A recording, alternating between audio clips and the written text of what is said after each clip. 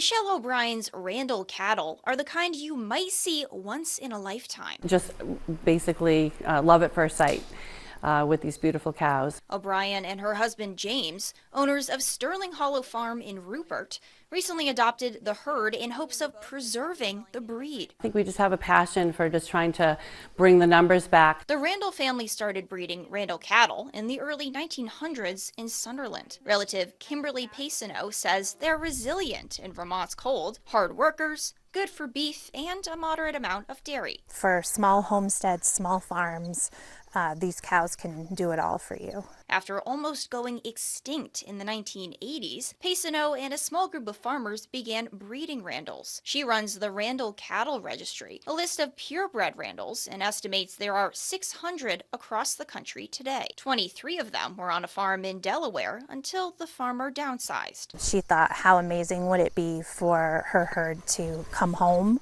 to Vermont. The herd recently made the 8-hour drive to the Green Mountains. 12 went to Manchester Farm Hildene, where Pinsonneault works to maintain Randalls. 11 came to Rupert.